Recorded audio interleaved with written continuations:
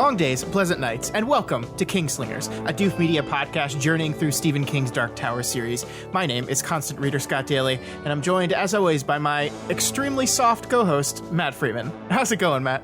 Soft as a flannel shirt, Scott. Don't you mean chambray? Those are different things. Is it blue? Is it work? It's a work shirt? It is blue. How did you know?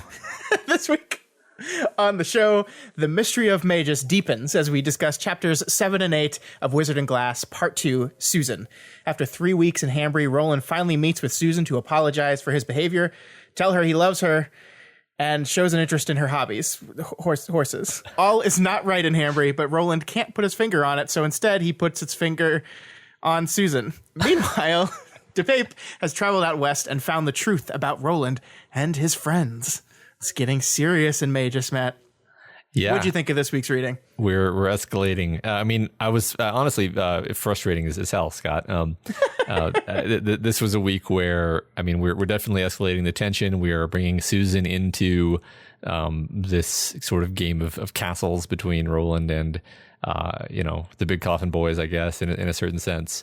And we're showing Roland beginning to lose the plot. His eyes is straying from the ball, which is obviously bad.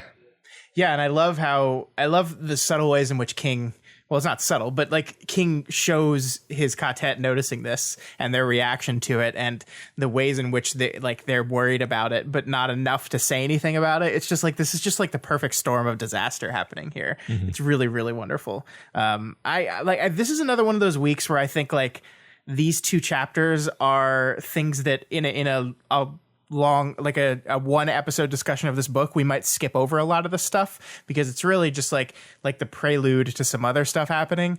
But I'm really glad we get to talk about it because there's some really fun conversations that happen in this chapter and a lot of really, really good writing. Yeah, absolutely. Before we get to the actual discussion, though, Matt, the big coffin boys. So I don't know why you decided that was what they were called. What? When clearly they're the big coffin hunters, Matt.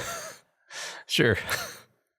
I honestly don't know how this happened. We got like 5 or 6 emails and like multiple comments from people that were like, big coffin boys? I think I was joking, but I mean, I am blaming you when it is all my fault. That is, at some point in the past, I don't know when it was, my wires got crossed and I decided that was what their name was. It's not. They're the big coffin hunters. I think maybe it's literally just like calling a group of gunslingers in an old Western boys just fits to me, aesthetically. Sure.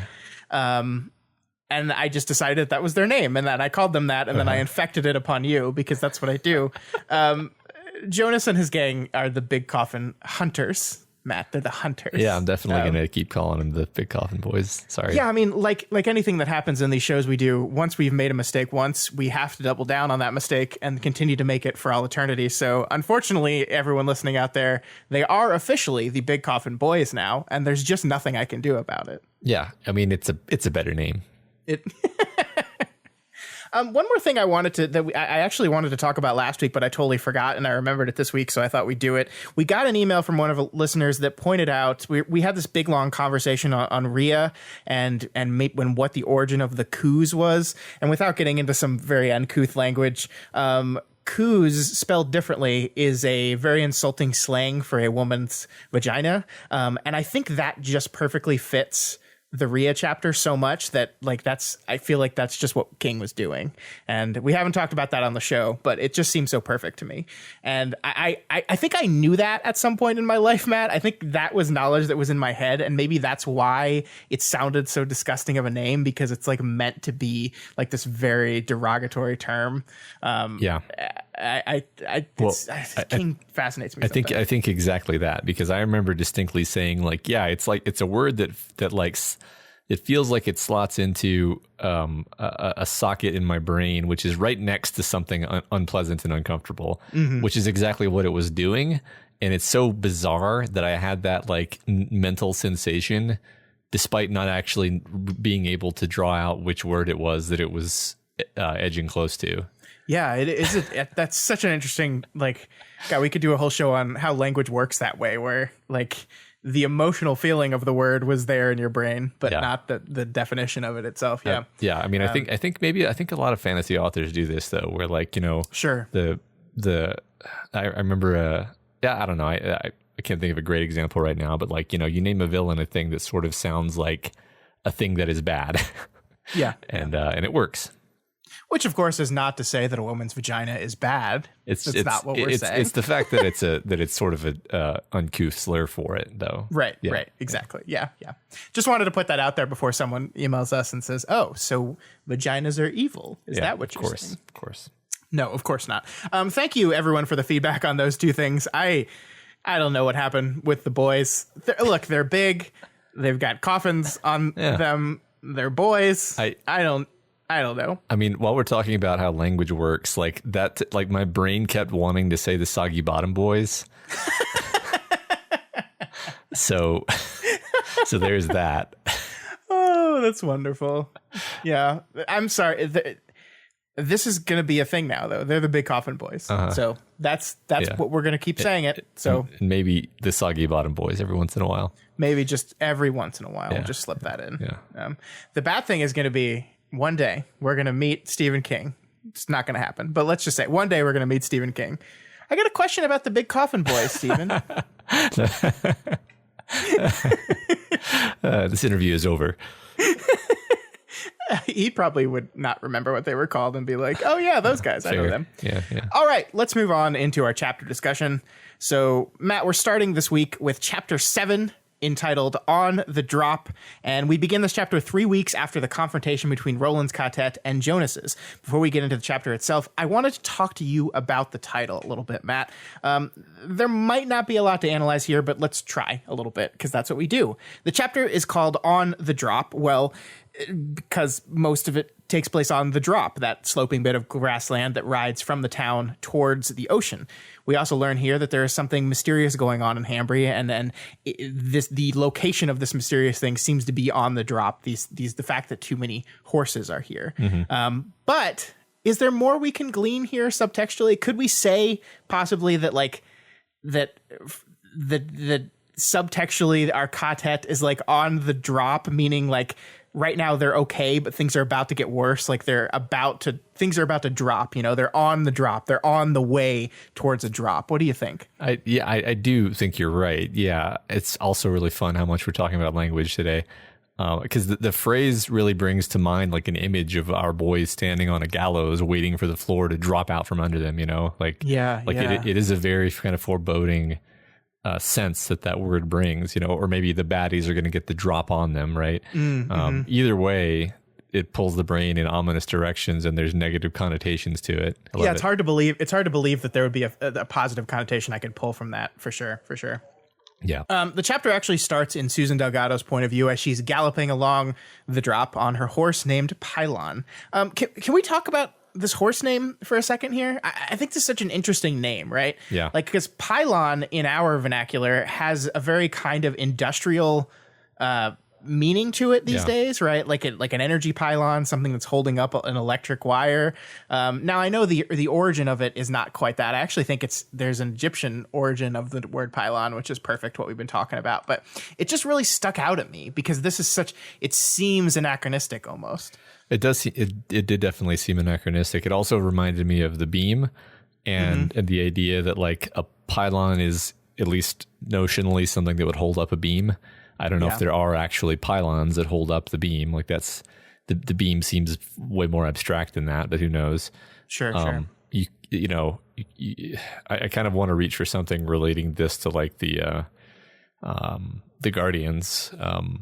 Interesting. Like the Guardians could be even considered pylons of the beam in a certain very, very abstract sense. I don't know. Definitely the name of it was one of those many things in the story where it sticks out to you. Like, why would you name a horse that? And then it makes you really kind of consider what was King doing with this exactly. Yeah, I think the definition that fits here is not the tower for carrying power lines or a structure on an aircraft, but the Egyptian one that we were talking about, which is, I'm looking it up here. It's a gateway to an ancient Egyptian temple formed by two truncated pyramidal towers.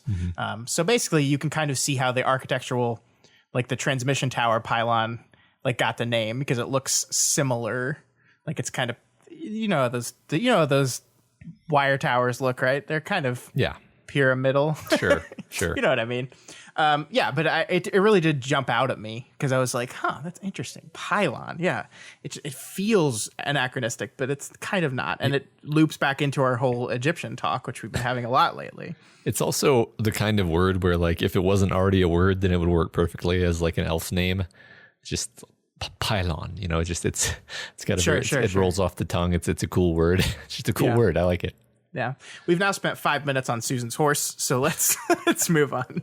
Okay. So we see Susan here as we meet her at the beginning of the chapter, and she's crying, and it points out that she's dressed in her dad's khaki chambray shirt. We don't know if it's chambray, but come on. For those that don't know, King, have we said this on the show before? I don't think so. King writes like almost once a book, a character is wearing like a blue chambray work shirt. Like that's just like, I guess he probably just wore those shirts a lot and it just became a thing for him. Leaf through some Stephen King books on your shelf right now and find the blue chambray work shirts. They're there. They're everywhere. No indication that's what this is, but if it's not, I'm sure it's somewhere. It probably is. Turns out Susan and her aunt had a bit of a fight this morning that led her to be out here sprinting out along the drop. And then King does his, by now just standard flashback structure where he starts, briefly at a point and then goes back in time to lead us up to it, to show us what happened to lead us to this point. And we move back into this early morning encounter between Susan and her aunt. And I love how King sets up how, like, even before this encounter, what the tension was like in this place. It's just wonderful writing here. Her aunt was still rankled by the silver and gold she had expected to have in hand by now, coins which would be withheld yet a while due to the witch's prankish decree that Susan should remain a virgin until autumn. But that wasn't the main thing, and Susan knew it. Quite simply put, the two of them had had enough of each other. The money was only one of Aunt Cord's disappointed expectations. She had counted on having the house at the edge of the drop to herself this summer, except perhaps, or the occasional visit from Mr. Eldred Jonas, with whom Cordelia seemed to be quite taken. Instead, here they still were, one woman growing toward the end of her courses, thin, disapproving lips in a thin, disapproving face, tiny apple breasts under her high-necked dress with their choked collars. The neck, she frequently told Susan, is the first thing to go, her hair losing its former chestnut shine and showing wire threads of gray. The other, intelligent, agile, and rounding towards the peak of her physical beauty. They grated against each other, each word seeming to produce a spark, and that was not surprising. The man who had loved them both enough to make them love each other was gone. I love this. I love this so much. Yeah, I love this writing. I also want to talk about, of course, how, King loves his asynchronous storytelling. And I think that this bit is a great example because, like you said, we start out on Susan's ride on the drop. We jump back and we set this elaborate, sprawling context for the tension that has been brewing with her aunt. Mm-hmm. And then we show this interaction with her aunt. Mm-hmm. And then we go back to the ride. And of course, this is all being told by Roland and so on. But I think, it's just something that you really begin to notice, especially after, you're paying close attention to the way King writes, that he does do this thing where he just very kind of casually and easily loops back and forth through time to be like, this is what's happening. Oh, yes. The reason this is happening is because that happened. But the reason that happened is because of all this context. Anyway, then this happened, and then that's why we're here. And it's like, it's very much the way people tell stories in real life, actually, where you're like, oh, yeah, I forgot to mention this, and then you loop back. But he does it in such a smooth way that it's obviously intentional and controlled, and I think it's just a fun way of kind of unrolling the yarn in an almost like recursive fashion. I really like it.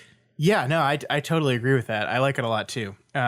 It's like he does it over and over again. I think it just feels more fitting. It feels like you're being caught. You're being like you're let in on something, or you join someone at a point of heightened emotion, and then it's like, oh, how did I get here? Well, let's go talk about it. Yeah. I kind of want to zoom in with you on the choice here to depict these two women. So these two women, obviously, like they're sick of each other. Like this idea, there's probably like a very similar idea here that sometimes parents might have, where they're like, their kid is supposed to have moved out by now. It's like, why aren't you leaving? Yeah. Like, why aren't you in college? Oh, I'm going to take a year off.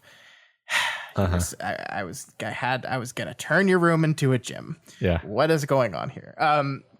I think there's something really interesting in that general dynamic that's happening between the two of them. But I do think it's interesting how King chooses to frame this conflict between them via their physical appearance, right? A lot of this paragraph is spent describing exactly the ways in which Cordelia is a woman, past her prime, on the downslope of her life. And Susan is a woman, as it says right here, like rounding towards the peak of her physical beauty. And it makes me wonder, like, we're in Susan's head here. Is this Susan, like, is she like projecting this feeling onto Cord? Like, is she saying Cord is jealous of my beauty because she's an old hag?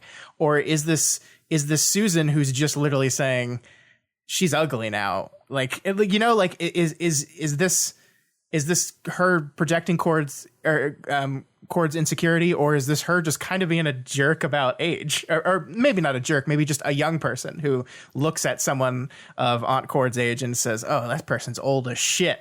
I don't know. I think it's interesting. Yeah, it is. I think I probably by default read it as being a sort of an omniscient spectator describing the situation more than this is the situation from Susan's point of view. So I just sort of took it at face value, to be honest. But sure. But there you could definitely read it as being from Susan's point of view, and in which case a lot of her just kind of viciousness toward Cord makes more sense. I like that. I'd like that you can see it both ways, though. That's very interesting. Yeah, I hadn't really considered it the other way.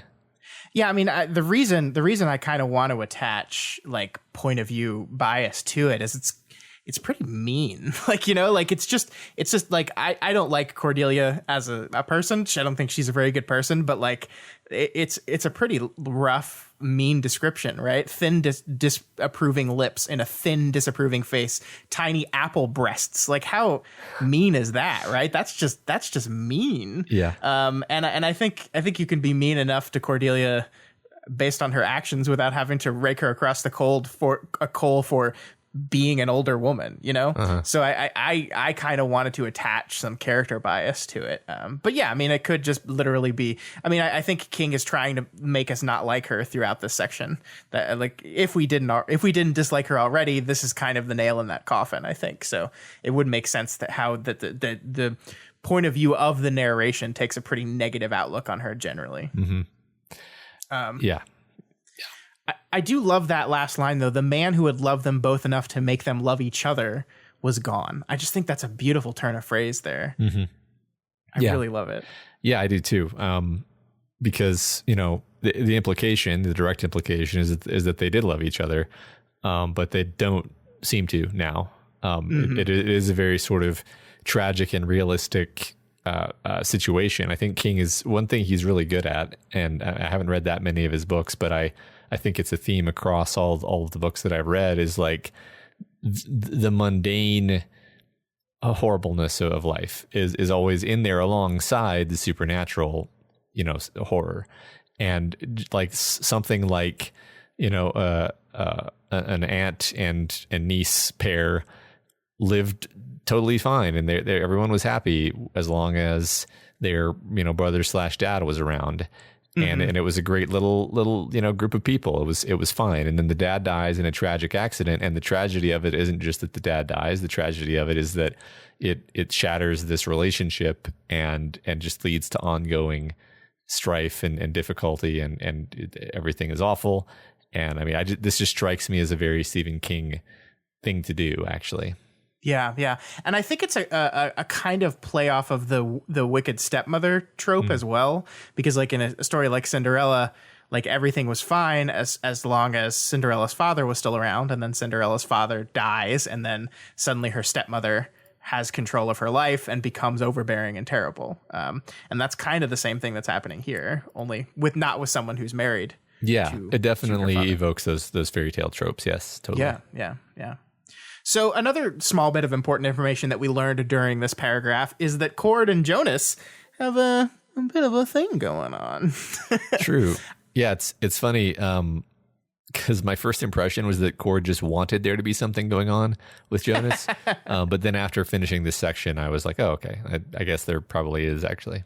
Yeah. And I think a lot of what this week's reading is doing is kind of taking our two plot threads here, which are, the mysteries of Magus, and we have Roland and his relationship with Susan. And we kind of know that these two plots have to converge at some point just by basic storytelling logic. And we're seeing in this week how those different storylines can start to wind around each other. Now, with Cord's relationship with Jonas, Cord is one of the people that is already kind of aware of Susan's attraction to Roland.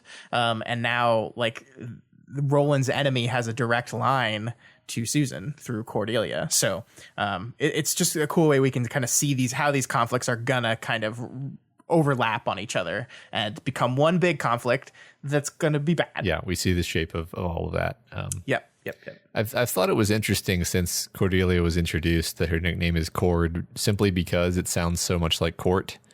Yeah, it does. I don't really have a point with that other than it's just interesting that we have characters named Cord and Court, and they both sort of have kind of a mentorish relationship, like harsh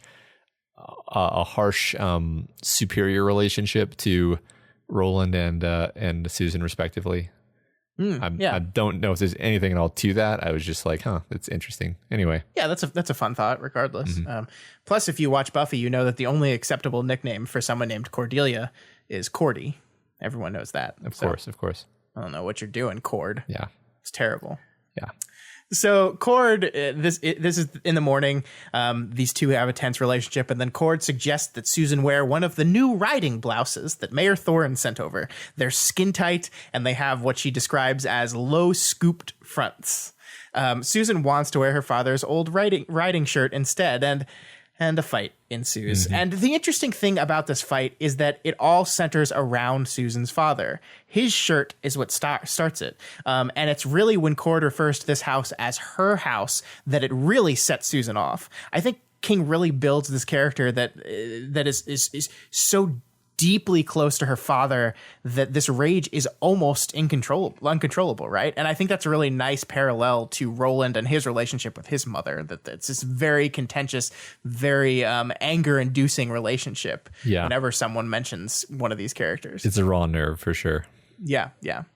And the fight, like all good fights between teenagers and their guardians, isn't just about the clothes, but about everything that they've been bottling up all this time. Susan's anger at her aunt forcing her into this arrangement, at her loss of her property and her home, at the death of her father.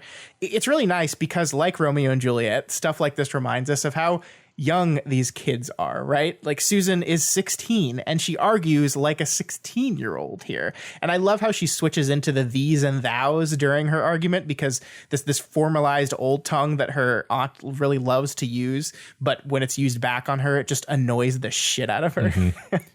Yeah, I think one of my favorite things about this section is that the kids, Susan being one of them, absolutely act like kids, but they're also right. They're also absolutely in the right.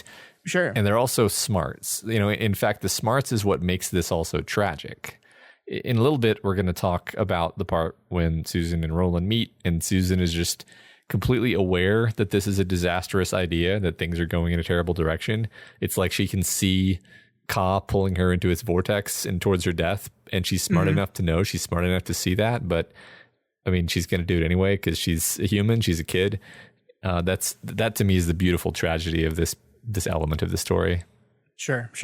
And while I agree with you that Susan is mostly right in this argument, I do think Cord makes some good points. Like, I think one of the tragic parts of the end of this argument is that Cord is like, look, you made an agreement. Like, you can go out there and wear your dad's old shirt, but like, you can yell at me for my part in forcing you to make this agreement, which Susan is totally right about, but you've made it now. and you're stuck now. There's nothing you can do. To renege on this thing would be disastrous for you. And I don't know if the book has specifically told us like what the consequences of that would be, besides obviously like you would lose the money that we're going to give you. But I think it makes it pretty clear that they would be way worse than that, right? Like this is like it is something that she just cannot do. Yeah, I mean, it's funny. It never even occurred to me to wonder what the consequences would be, but I assume they'd mostly be some sort of social ostracization and they'd probably have to give back whatever money they already got, and bad reputation. And I mean, it could be even worse than that. Like she could just be put in jail for breaking a contract. I guess it is that kind of world. So yeah, it feels like the kind of world where a woman who reneges on this kind of idea is not going to be treated kindly, socially or legally. In any kind of way. Yeah. So yeah, I mean, like I totally agree that Cord is in the wrong here, and that Cord is the one that kind of manipulated Susan into taking this deal. But like, Susan, you got to realize that you said yes to it. Like, I mean, it's tragic, right? Yeah. Like, and I'm not defending Cord, but I think I definitely think that she gets it. She's just angry, understandably angry. Like that's the element where she's right, is that she's right that she was sort of railroaded into this. And yes, she agreed, but she totally didn't understand what she was agreeing to in any, practical way. And, I think that's what I mean when I'm saying like, it's one thing to watch a bratty teenager rage at an adult. It's a rather different thing when the bratty teenager is completely in the right. And I think that actually makes a difference here. Yeah, no, I know what you mean. It's not like she's arguing about something like to an absurd degree, like you just don't understand me, blah blah blah. That kind of stereotypical teenage argument. Right. That is not what's happening here. Yeah. Sure. So we briefly cut back to the present with Susan riding her horse in the drop before we again flash back to about a week after the welcoming dinner. Shimi suddenly shows up at Susan's house with flowers and a note from Will Dearborn.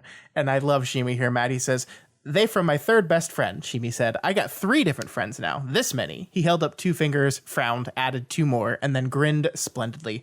"Arthur Heath is my first best friend. Dick Stockworth is my second best friend. My third best friend." And then Susan interrupts him because Will Dearborn is a bad name to say right now because Cord will hear it.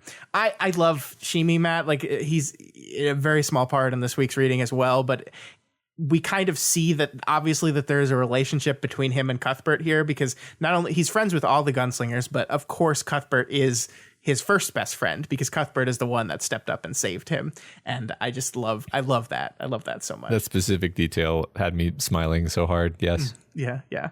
And I kind of love that Roland is the third best friend because I feel like Roland is just the one that probably comes off as the least friendly out of these 3 people. So it just doesn't surprise me at all that be like, yeah, you're like my third one. Yeah, absolutely. Yeah. I imagine Roland just being completely, staring off into the distance and barely acknowledging Shimi, not out of cruelty, just like not, being preoccupied, Yeah. Another thing I really noticed in this chapter, and I think it's been around a lot actually, and we've kind of touched on it before, but the use of the color pink in this book is so interesting. In the past, the book has taken time to point out the rosy pink cheeks. Now we see that the flower that Shimi gives Susan are described as pink punctuation marks. Later, we'll see that Shimi is wearing a pink sombrero. We haven't seen Ria's pink glass for a couple of weeks now, but I do wonder if this is King kind of subtly reminding us that it is here. It is in the background. It is kind of present. It's kind of a pale over this whole story, right? Like this is what the story began with, was this thing. We don't even understand what it is yet or what it does or why it matters. But like this, it's important for some reason. Yeah, I want to talk about the pink thing because pink has turned out to be a surprisingly ambiguous symbol. Right. You and I don't have a great track record for nailing down the meanings of colors in stories. No, we're really bad at it. Yeah, but I think that's fine. I like to take a stab at defining symbols, even if I'm wrong, because I think it's fun to do anyway. Honestly, sure. So like the rose is red, and the rose is good, but some roses are pink, and then I'm like, so is pink a kind of red, or is pink a totally different color, which thus symbolizes a different thing? And then I start thinking like, okay, well, pink and red can be seen as related. through the idea of a rose, and just because they're a similar color, maybe they relate to two different kinds of love. Like red love is like Susanna Eddie love. It's like good and wholesome. It's the love of and by good things for their own sake. Pink love maybe is like Eddie heroin love, or Blaine Riddle's love, or Rhea Orb love. Like it's the weird love that's indistinguishable from addiction. And like, if I'm even close to being on the right track in distinguishing between these two kind of color symbols, then I think that this placement of pink here in context of kind of this messenger of Roland and Susan's relationship potentially implies that their love isn't actually meant to be taken as the pure, good, wholesome kind. Sure, which is an interesting thought.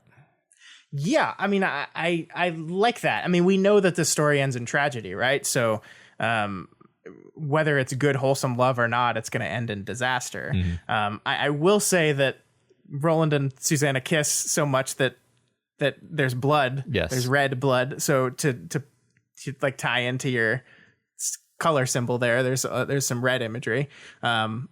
But yeah, I like that idea a lot. I think it fits into what we understand of this pink orb. Like this pink, the pink glow of this orb is definitely not good, right? Like we've seen that pretty textually, yeah. and we've seen the ways in which the book has related that pink glow to a very kind of sexual type of energy. Yeah. I think it's like described as labia pink at some point or something. I don't remember, but it's basically, to go back to Rhea of the Coos, right? It is described sexually. Yeah. And yeah, that is, I like that. I like that a lot. I don't know if we can definitively conclude on that or not, and honestly, I can't remember if we'll ever be able to say, yes, you were absolutely right, Matt. I think this is one of those things that's just fun to do, and we'll never like know. Sure. But I like looking at Roland and Susan's relationship in that light, because like there is, on the one hand, I love these two characters and I love them together and I want them to be happy and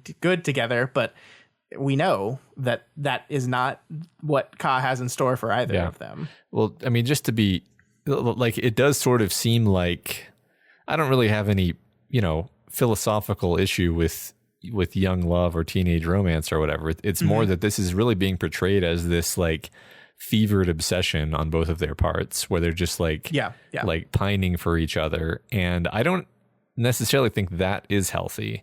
Like if you contrast this quote unquote relationship, such as it is at this point, with like Susanna and Eddie had just like what was sort of always portrayed as a very like honest, open, mutually respectful and loving relationship that just sort of organically took its course. Mm-hmm. And this is like this sort of almost tortured, like tragic thing even from the beginning. So it just feels completely different, basically. Yeah, I mean, I think your addiction symbol is pretty great there. Like, they are kind of addicted to each other, to the point where they're looking at this logically and saying, like, this is bad for me. I cannot do this, and yet they're doing it anyway. Yeah. I think you're right on there. And I mean, I do think that lines up with the Romeo and Juliet imagery we've been talking about all book, right? Mm-hmm. That the story of Romeo and Juliet is not a story of these wonderful, in love kids that just tried to make it work and the world wouldn't let them. It's a story of two people that act crazy and recklessly and end up taking their own lives. They met like 2 days ago, and it is the reckless insanity of their action that finally makes their families recognize that they're being stupid. It's the stupidity of teenagers that allows adults to be like, oh, we're being dumb, we're being stupid, and we need to put this aside, right? That's what the story is about. And I do think if we follow that line of thought, that there is something here to that. So yeah, I think you're onto something there for sure. So we talked last week about how King uses differently abled characters like Shimi to kind of demonstrate power differentials in this world and what those do to people that are not that are not considered normal, right? But he also uses them, I think, to make it clear who the good guys and the bad guys are. Like, I think you can draw a line between how people treat Shimi to how much they're a decent human being. And I think we see here in this moment that if we were on the fence about Cordelia, we're not anymore, because she's a real jerk to Shimi. She's just mean to him. And she's like doing the like, where did you get that letter from? It's just like the most insulting, derogatory tone that she has. I think it's really, really perfect, and it just makes you hate her. Yeah, absolutely. Yeah. If you didn't already, which I did, but I think icing on the cake, Yes, it's perfect. It's perfect. Yeah. So Roland's note to Susan, I think, is just this really wonderful little bit of writing here. Dear Susan Delgado, I spoke out of turn the other night and cry your pardon. May I see you and speak to you? It must be private. This is a matter of importance, underlined. If you will see me, get a message to the boy who brings this. He is safe. I just love, like, this is a matter of importance. And I want to talk to you when we get to a little bit later about the ways in which Roland has kind of like made himself bring her into his mission in a way that, like, I guess you can see a certain amount of logic to, but also it's like very transparent why he's doing this, right? He's looking for any excuse possible. Yeah. Absolutely. It's a pretense that they're on. I mean, both of them are absolutely doing the same thing, where they're desperate. They're obsessed with each other, and they're thinking of excuses. Yeah. Susan, after a night of tossing and turning about the note, decides that she can't see him, and she writes up a note on a slip of paper, which I think is a good thing to say. That I think we're seeing here that while paper is rare here, and we see like Susan rip her piece of paper in half because wasting a full sheet of paper for this note would be like it would make any sense. I don't think it's quite as rare as maybe we saw in The Gunslinger. Like, I think the world has moved on a little bit more since then, right? And so it's become rarer. So while it is rare in this world, I think we were going a little too far with it a couple weeks ago. Yeah, I think so. I mean, we know that Rhea has like pads of Citgo paper, so like they have, for whatever reason, for whatever damn reason, they have pads of Citgo paper that they can use from wherever that came from. Yeah. One of the things, I think we got an email that was just like, why don't they have paper? And it's a really good question, right? Because like, these are people that know how guns work.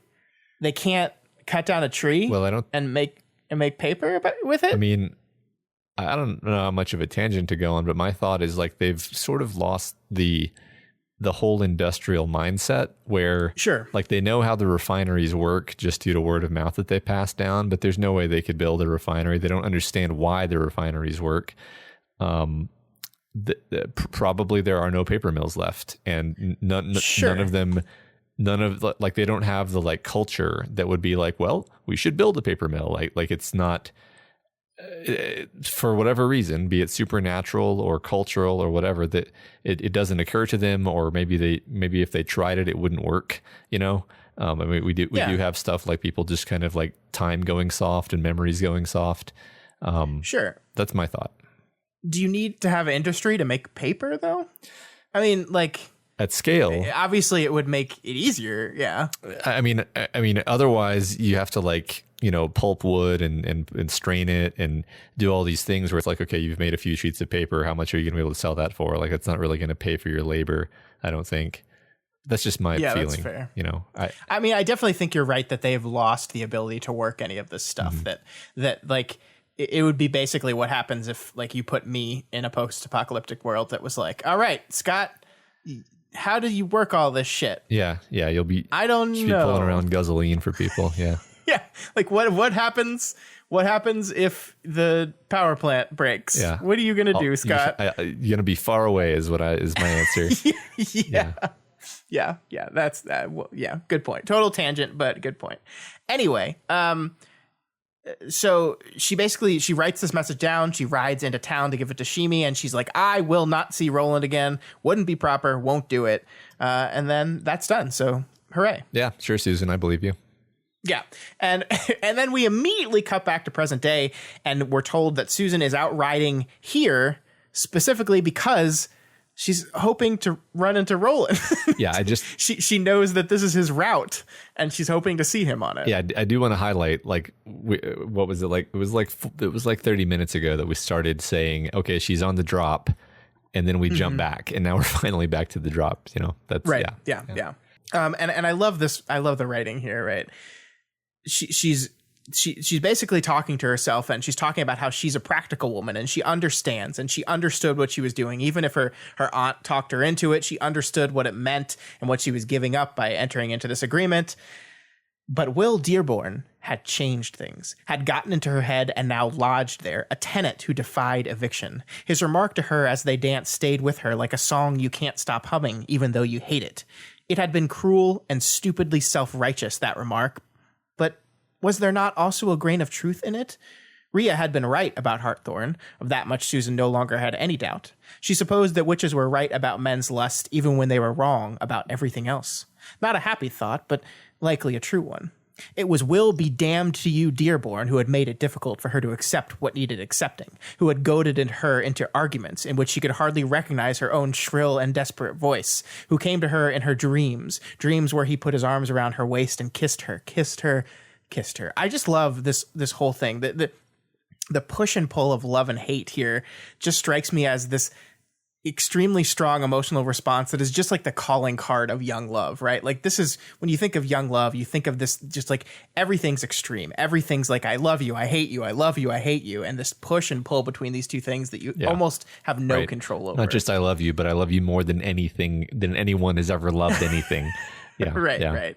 I do love both the writing and the underlying understanding of psychology that is being shown, because you know that Susan is out riding hoping to run into Will before she's able to admit it to herself, and it's totally predictable and very easy to empathize with. It's like, oh, I'm just gonna go to the mall and wander around, maybe loiter around Hot Topic and just see if anybody shows up, see if I run into anybody, you know. Yeah. Well, I think one of the things that King's kind of structural storytelling here, where he starts at the beginning and then jumps back and then eventually comes back around to here, what it does show us is that it all comes back to Roland at the end, right? Like, she's out here riding and she's crying, and she says at the beginning that the reason she's crying and upset all started with the shirt that she was wearing, and then she tells us all about how her aunt is being terrible and she hates her, and she hates what she's done to her, and she hates the card she's been dealt. But what does it all come back to? It all comes back to Will. It's all Will's fault. Yes, it's Cord's fault. Yes, it's my fault, but it's all Will. Everything comes back to Will, whether it's the strong feelings of love or the strong feelings of blame and hatred that she has for him. And I think the structure with King wrote this intro part of this chapter really highlights that to me. Yeah, I love it.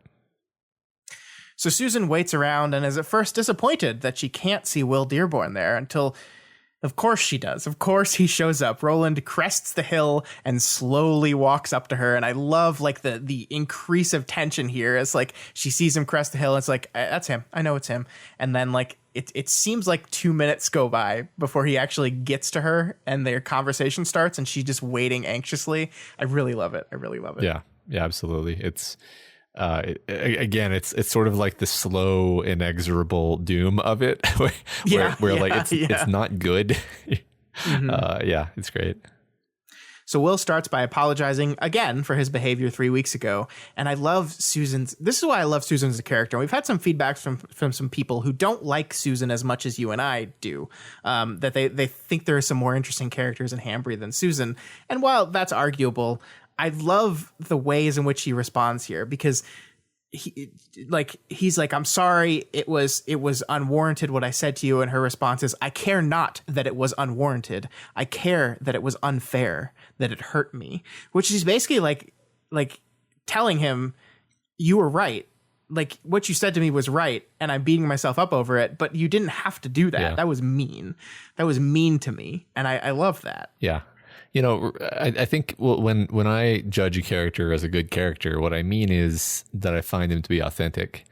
And I mean, there's definitely more like interesting characters than Susan in the sense of like being like creative and novel. But Susan is just so authentically, you know, this person that it really strikes you. Yeah, I mean, she's a character that is kind of simultaneously out of a fairy tale, like we've been talking about, but is just a very kind of down to earth character. Yeah. And she's not the most complicated character in the world, certainly not. But yeah, I agree with you on that one. Cool. And then in a move that would only be part of a romantic comedy in which Roland is like radioed into his friends telling him what to say and what not to say, he says what in those movies would be one of the dumbest things you can say, which is just blurt out that he's in love with her. Roland has absolutely no chill. He's just like, well, see, the thing is, I love you. Yeah. Unfortunately, Susan doesn't run away screaming, or unfortunately, based on the way you view this thing. Yeah. And her response, though, is the idea is ridiculous. On the basis of one single meeting, one single kiss, a sister's kiss.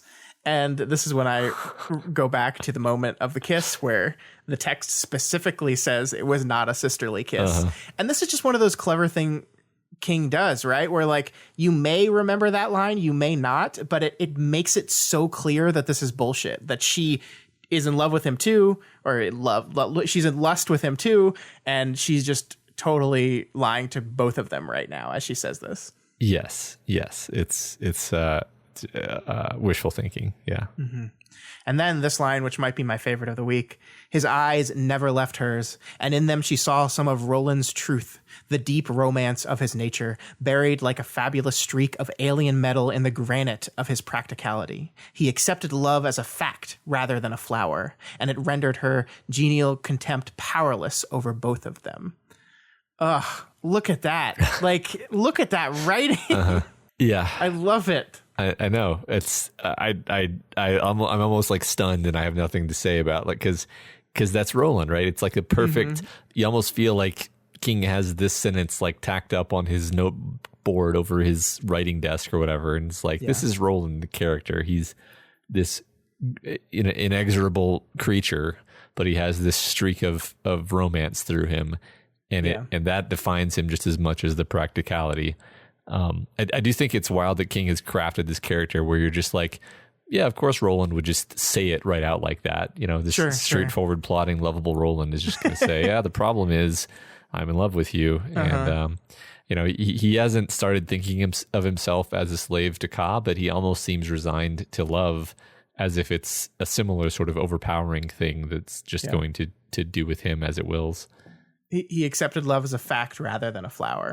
It's perfect. It's perfect. And I mean, if we want to get like really deep in this, like the flowers have such a connotation in the story, right? Like the rose, the tower, right? And it's almost as if you're creating the situation in which the love of the tower is different from the love he feels for Susan, right? Like the love of the tower is a flower, is a rose. The love he feels here is just a fact. And that's kind of why Roland is kind of doomed for this type of love to end in tragedy and to quest for his flower. That is really interesting. Yeah. I've sort of, we don't know much about any of the tower stuff really, but the image of the tower surrounded by the roses has always sort of been something that almost nagged at me, because it's like, okay, in order to get to the tower, you have to walk past all these roses and basically ignore them. And it's interesting because like Jake recognizes that the roses themselves are in some sense like these beautiful, amazing things. And it's, I don't know, I'm trying to sort of draw some connection between, the tension, the contradiction between Roland's like wanting this thing that he's addicted to while he's literally surrounded by beautiful things that are really better for him than that thing that he's seeking. Yeah. I mean, to go back to your colors imagery there, like he must like put the red roses to his back to get to the tower, right? Yeah. He must overlook the good love to head to the tower. Yeah. I don't know. Right. But that's some really powerful imagery there. The only thing that would make it cleaner is if the tower was pink, which would be pretty interesting, but it's not, as far as we know. That would be an interesting interpretation of the word dark. That's what I'll say. It's a dark pink. All right. After some awkward moments, Roland moves on to his real purpose here. Or, well, not his real purpose, but the purpose that he invented to give himself an excuse to come here and tell Susan that he loves her. He's concerned about what's going on in Hambry. Everyone in charge seems like ultra loyal to the affiliation, and everyone else seems completely indifferent to them, which makes him very suspect, which is a really interesting dynamic, right? Where you talk to the lay people and they're all just like, yeah, the affiliation's cool. Like you're really far away from me. We don't interact with, like, that's not a big part of my life. And then you talk to the leadership and they're like, oh, we love the affiliate, it's so important to be part. And I think it's very natural if that makes someone suspicious, right? It's almost to the point where, like, do they not realize that they're overdoing it a little bit? Yeah, no, I mean, I think they don't. I think they think these kids are dumb and they're not going to catch on, and they can just play them easily. Yeah. So Roland is choosing to trust Susan here. That's what he says. But what he's kind of inadvertently doing is getting her mixed up in the game of castle he's playing, right? He's, by involving her in this way, he's put her piece on the board as something to be considered when fighting against Jonas and against whatever's going on, which is a choice, definitely a choice. Roland confides what he's found out, or what he thinks he's found out. There are just way too many horses here, too many by about 4 times based on what the ranch owners have told them in the past. They estimate together that there's probably about 1,200 horses on the drop, and they're being told that there are only about 400. And what's really interesting here is that it's kind of insane. They both agree that no one would have noticed this, and they would not be worried about anyone notice this. But I think that's back to what you were saying, where is they think that these boys just are not like aware enough to catch this. They're busy on the other side of town counting fishnets. They haven't even looked at the drop yet. And even if they did, they wouldn't be smart enough to put this together. It's like, it's hard. You can't count horses individually. No one's going to actually do that. Yeah. Yeah, no, it's understandable, actually, that you would not think so much of these kids as spies. They're just like, especially because they mostly seem to buy their backstory. I mean, I know that I know the coffin hunters don't buy the backstory, but everybody else seems to. I do think there's just a general thing, and I've caught myself doing this in the past recently too, because I'm getting old, Matt. But I think there's a general thing when you see a young person, you automatically kind of infantilize them more, so that, like, I think if you see a 14-year-old, you treat them like they're a 10-year-old, and you see a 10-year-old, you treat them like they're a 5-year-old type of thing. Like, you just kind of like when you're 14, you feel like you're an adult, right? You feel like you know everything. You're world aware now, and you've got this thing, and you want to be treated fairly. But an adult sees a 14-year-old and shrinks them down even more. And I think that's what's happening here a little bit, that we see these young boys, and there's just no way. Like, they're like, I'm one of those guys, like 9. Yeah, a 9-year-old can't even count. Yeah. yeah, exactly. Right. I mean, I think 14 is a particularly kind of, like you said, that's kind of the first year where I remember thinking of myself as like, oh, I'm big man. I'm in high school now. It's distinctly different from 13, for example. Yeah. I mean, nobody when they're 14 feels like a kid anymore, right? You feel like a teenager, and in your mind, that what you create as teenager is like adult, basically. Yeah. You're right. But the book introduces a theory here, Matt, and I want to talk to you about this theory, because they're like, how would no one have noticed these horses? And then they're like, well, perhaps someone did notice. Perhaps Pat Delgado noticed, and he paid for that with his life. What do you think? I mean, saying it out like this in the story makes you pretty suspicious that it's true, and that this sort of thing is going to work its way into the plot as a motivation for Susan. So just regarding the whole situation, I guess, like, just kind of trying to figure out what's going on here. So I figure that the baddies are moving their military resources about while using like the natural way of things to keep them hidden, kind of guerrilla style. So like keeping horses with the horse breeders, loyal to the good man, so on and so forth. But like, I do think I'm probably failing to put 2 and 2 together somehow, because the big coffin hunters have been hiding away huge amounts of like unrefined petroleum, and now we find there's like almost 1,000 extra mystery horses. And then we also have the presence of the Thinny, which I'm not sure whether to consider as part of this puzzle. Like, is this an asset of the enemy? I mean, it's sort of a portal, right? Like a Thinny is sort of a portal. So perhaps that's actually an important factor here, that we do actually spend part of this this week's reading acknowledging the existence of the Thinny. So I think it is going to be more than just like, oh yeah, it's a thing that makes noise. I don't know. I feel like King is laying out all the pieces in front of me, and I'm failing to put them together. And maybe I'm not supposed to put them together, but regardless, I have not figured it out yet.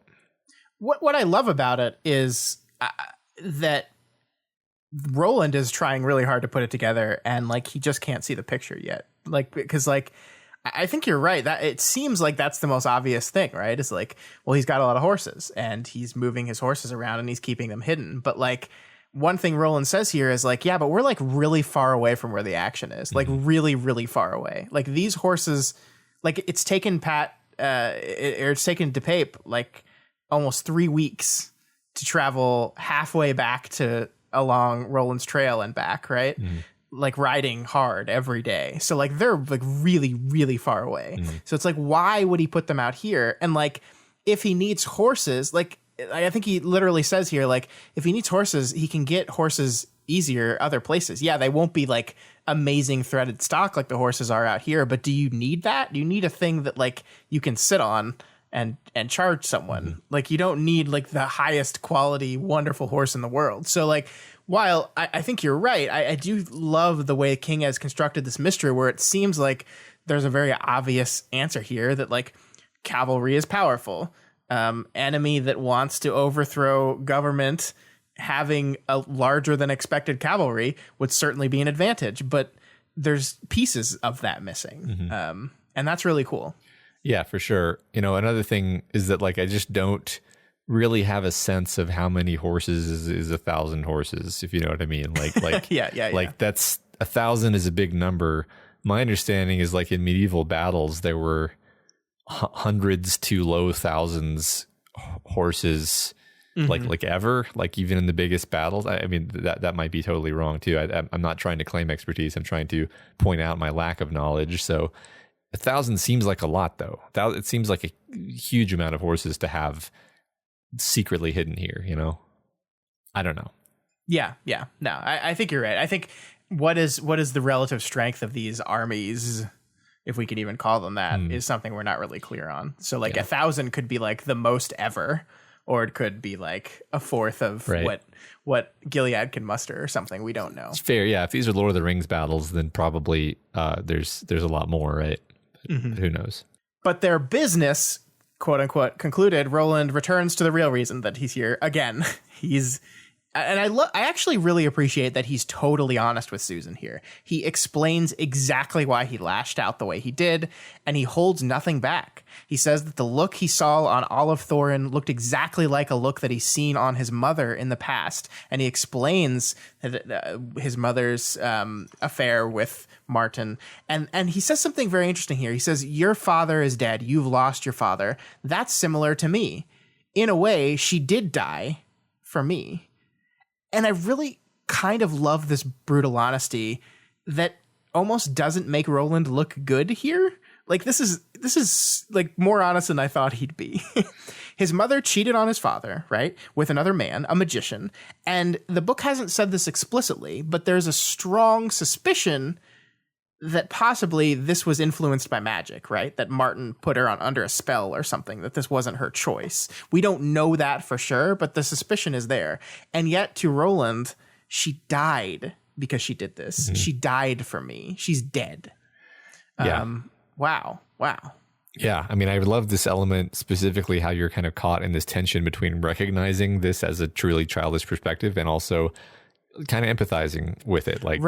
You can definitely get your head into the space of being this kid who is confused and feels betrayed, although like it's not really fair of him to feel that way, but he feels it anyway. Yeah, I mean, I love it. It's so realistic, and I love that he confides this in Susan. Who has Roland talked to his mother about? Anyone? His dad, right? That's it. I mean, sort of, like barely. Yeah. Has he talked to Court about it? Doubt it. Elaine, we haven't seen. Yeah. We haven't seen. These are his two closest friends in the world. He hasn't said a word to them. And yet to Susan, he can be entirely honest. He can be honest in a way that makes him look childish, that points out that he had a reaction, while understandable, is not a great reaction. He allows himself to be vulnerable here. And that's a big deal. It's a big deal. Yeah, I think vulnerable is kind of the key word here, because it makes you... It makes you take him a bit more seriously, actually, and think like, oh, okay, well, this isn't just kind of empty infatuation. He wants to be open with her. I mean, that said, as far as she knows, his name is Will Dearborn, so not completely open and honest. Sure. But I mean, he's already kind of brought her into the circle. How much longer is he going to keep up the name thing, you know? Yeah, I figure that, I mean, actually, I think via flashback, we know that he's going to tell her at some point. So. Oh, yeah, because we've seen her shout out Roland. Yeah.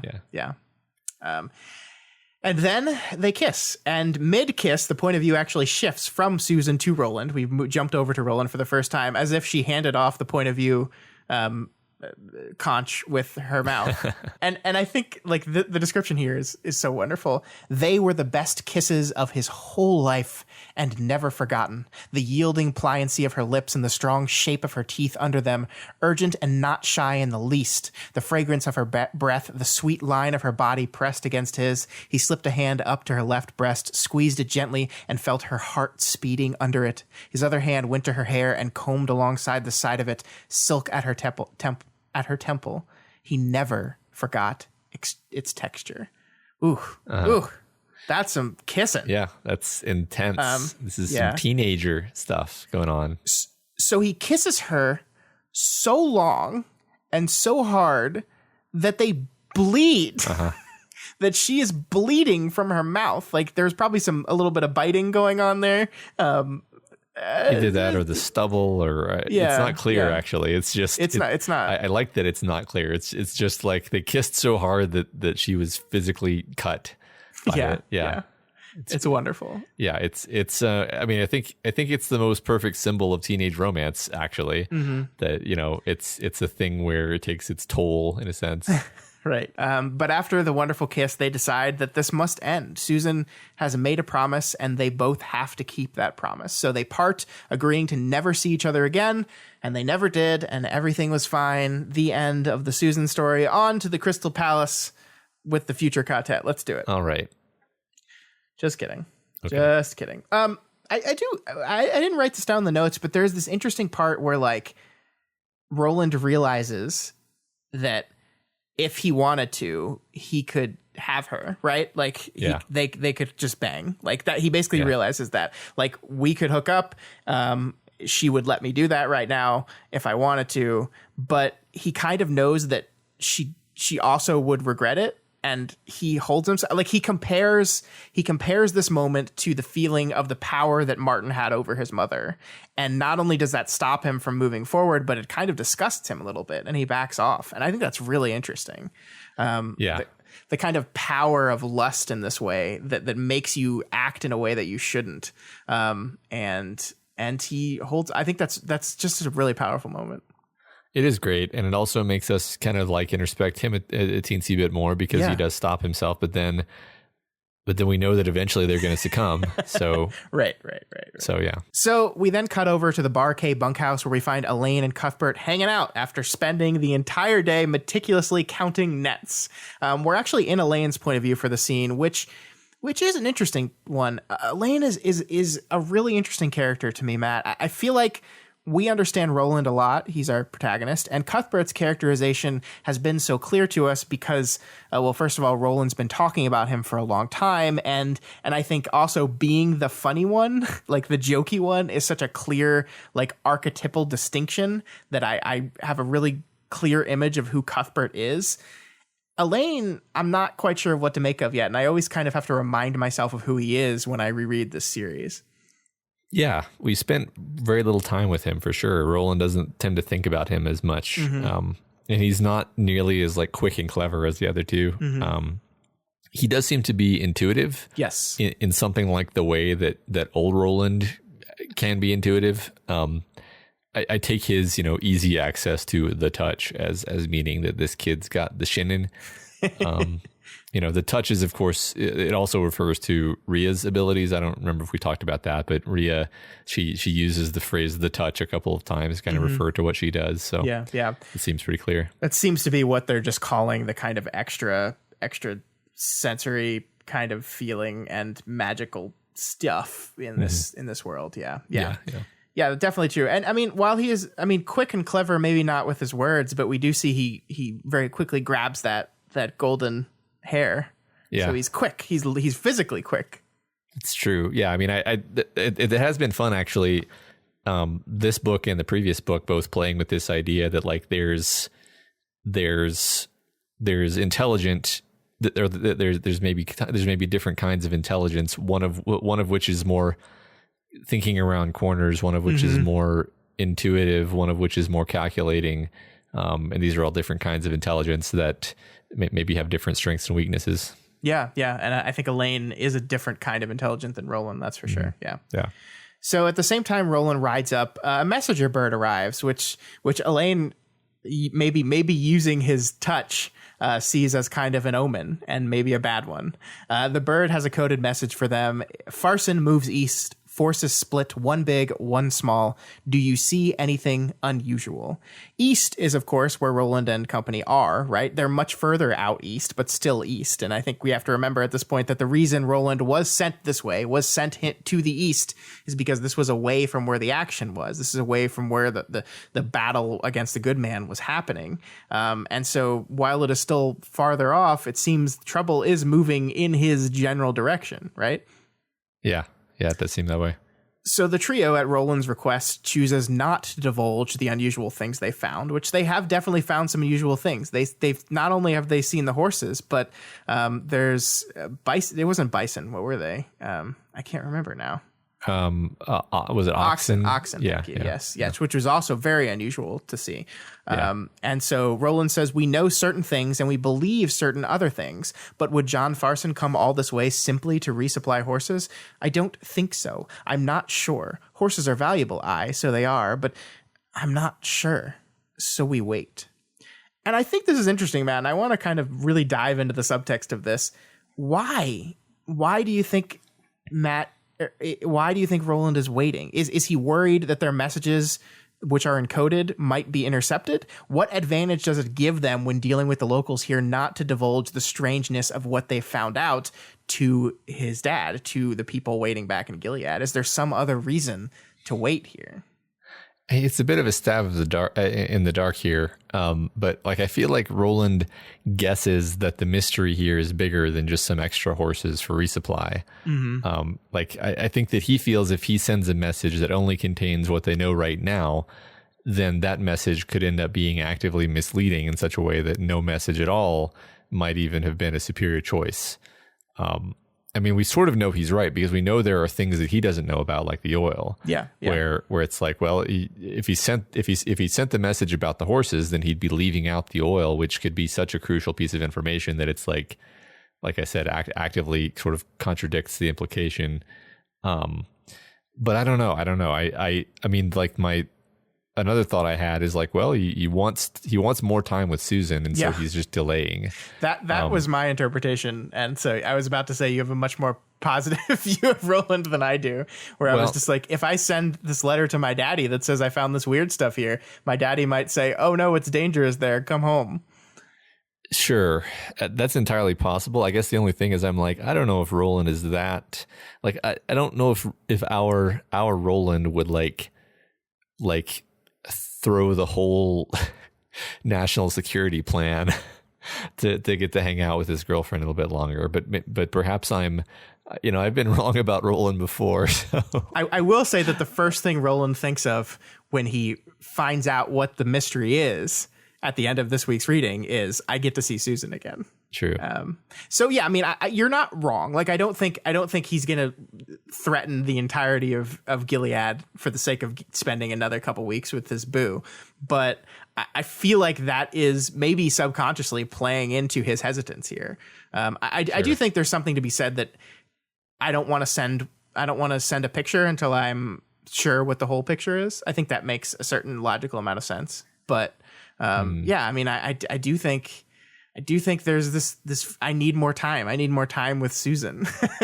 I mean, maybe that's what he's telling himself. He's telling himself like, we're not done with our job here yet. And it's like, no, it's not really the real reason. Yeah, because I mean, I think not to like oversell Elaine and Cuthbert, but they're both kind of like, why aren't we like, we should tell them that something's going on here. And and I do like the ways in which these chapters like show how much he is the leader of the group, right? Like they just defer to his judgment constantly.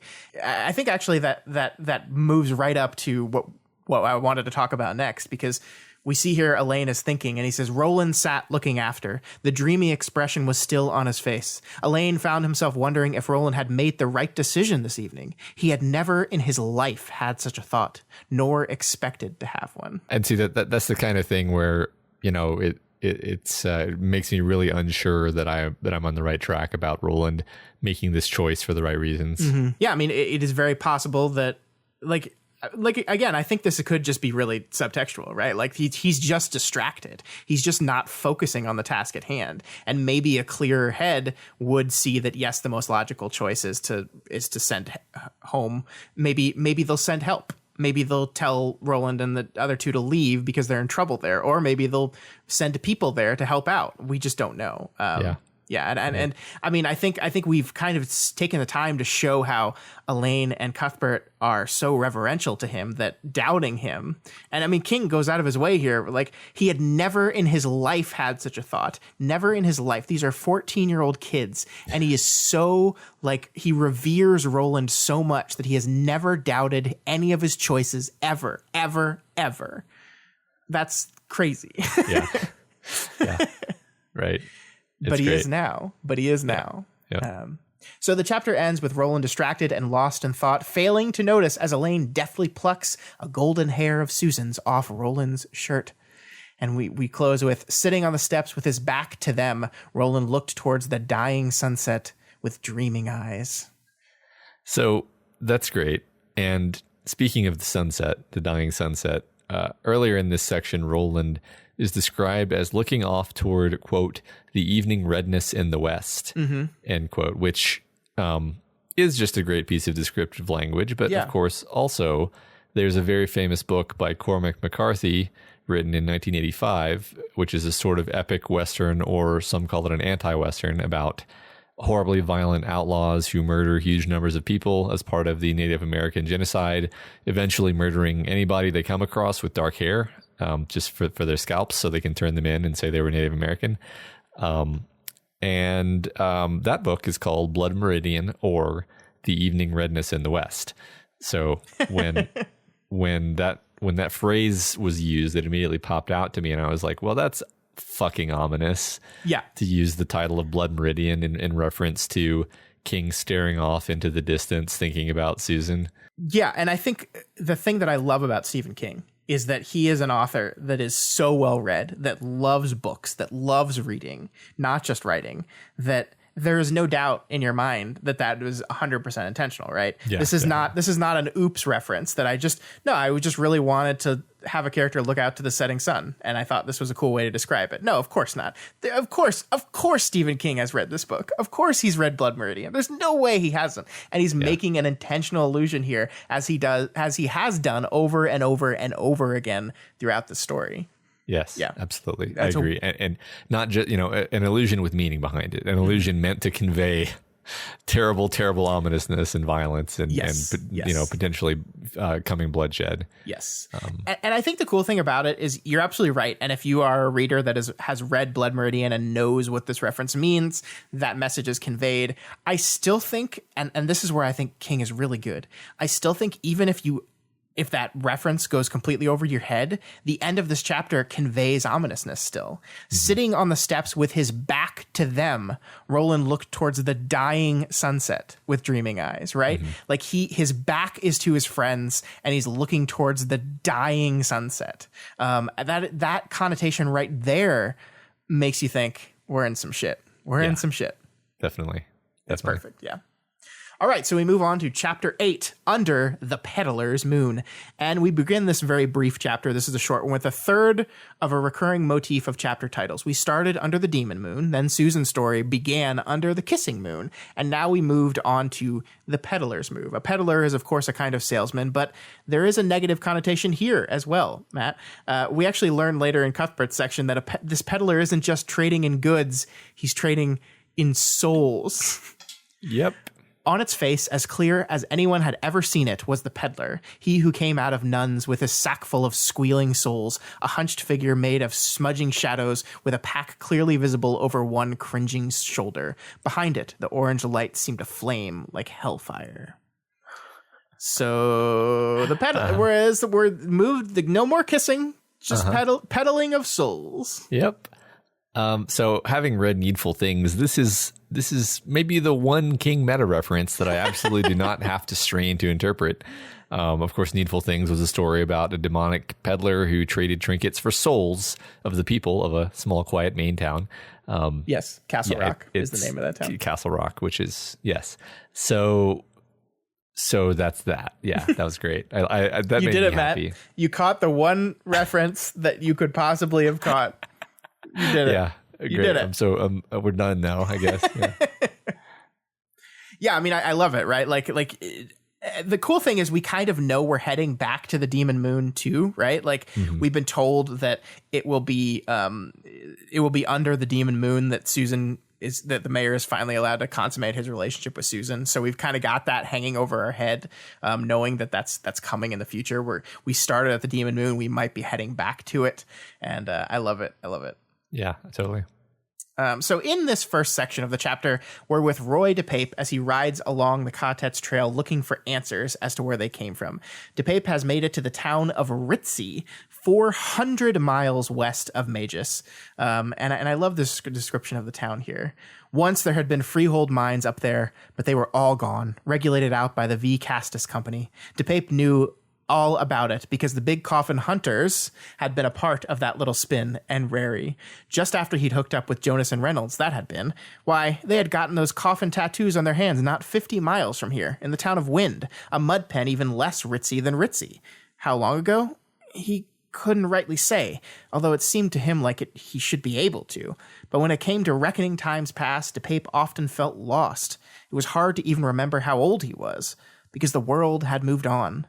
And time was different now, softer. Yeah, it's interesting because it's funny how I've practically forgotten that the world has moved on since we've been in the vibrancy of Hambry for so long. Like I also think that it's very King to have a line like less ritzy than ritzy. It's like, Stephen, you called the town ritzy just so you could make that pun, didn't you? Yes. Yeah. Because that's what writers could do. And yes, you can't do nothing about it.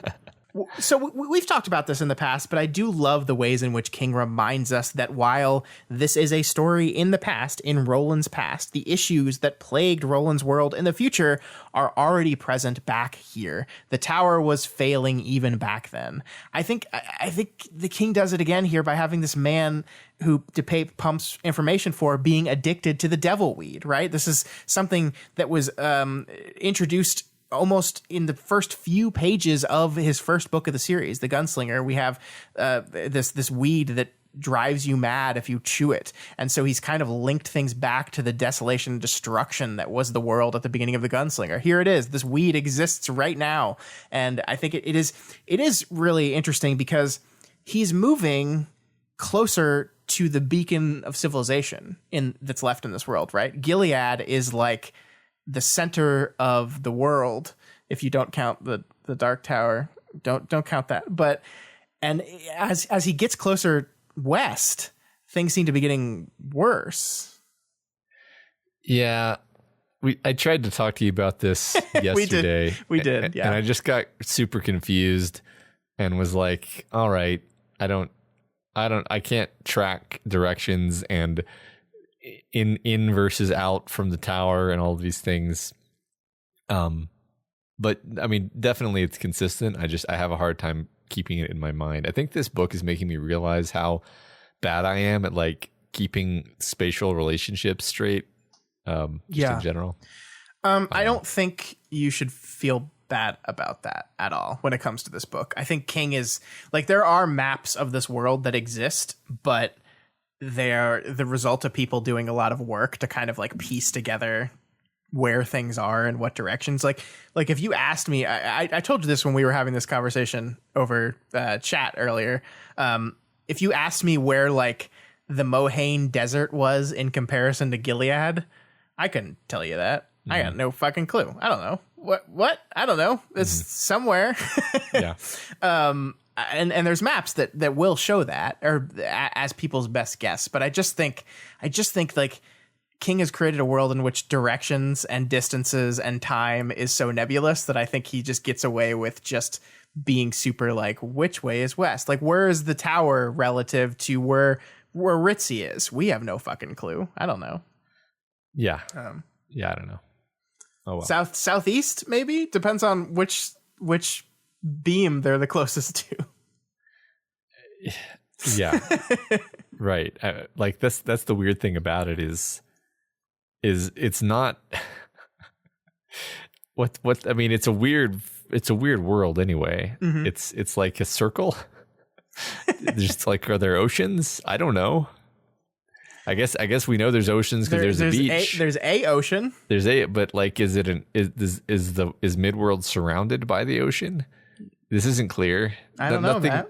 I don't know. I don't know. I mean, the characters don't talk about it, right? And I think, I mean, it's fun. It's fun in a sense. It can be frustrating when like you and me are trying to like nail something down and be like, okay, what does this imply? But like, I actually like living in a world where it's just big and vast and mysterious, and it's too big for you to even know about, really. Like, sure, it's too big. Don't ask, because it's too big. There's too much. Yeah. I like that, actually. Yeah, no, it's cool. It's cool. So DePape here has a very interesting fixation on peeing on the Ka-tet's faces. So that's something. That's, yeah, cool. Matt, King is just so good at writing from the disgusting character point of view. Like, we talked about this when we got to Jack Mort, and we talked about this a little bit when we got to Rhea, and we're here again in DePape's head, and it's just gross. And the thing I love about it is not only are his thoughts kind of disgusting, like his fixation on peeing, but it's almost as if the world takes on like a kind of gross sheen to it. It's like when we look through the world through this disgusting dude's eyes, the worst of it just kind of stands out a little bit more. Like the way he describes Ritzy, the way he describes everything is just like terrible and awful. And like the man, he is dying already, he decides, and it's just everything shitty. It's dark, it's gross. And it fits our point of view character. Yeah, I agree. I like that a lot. I did think it was cool how we got a reference to Devilweed. It's like the kind of thing it made me think about is like, oh, like, doesn't seem like there was any Devilweed in Hambry. Like, if things moved on more over here. Yeah. Yeah. Certainly. I don't know. This is kind of what we were just talking about, but this is something that popped out to me. Yeah. Yeah. So DePape finds a man and pumps him for information before pumping him with lead. He gets enough to feel like he can head home. The three men who rode out east were lords, and one of them, Deerstein, is the son of Stephen Deshane of Eld, a gunslinger. DePape now knows who Roland and his Ka-tet are, and he rides back to Magus under the Peddler's Moon to share the information with Roland's enemies. And that's when we leave them behind. But this is this beautifully ominous section, right? Like where DePape is coming back with the information that could damn them. Because if I'm Jonas and I learn this kid is a gunslinger, I'm just going to go kill him. Like, that's the first thing I'm going to do. Yeah. He's suddenly an absolute threat to us. Roland loses all advantage he still has. Yeah, right. Absolutely. Yeah. I think this will be the thing. And we know it's going to take some time. So actually, frankly, I don't necessarily have the timeline synced up, but it basically implies there's now a ticking clock element where we know DePape is on his way back. Yeah. And when he arrives, things are going to escalate very rapidly. Yes. And then we cut over to Roland and his Ka-tet exploring the bad grass area of Magus.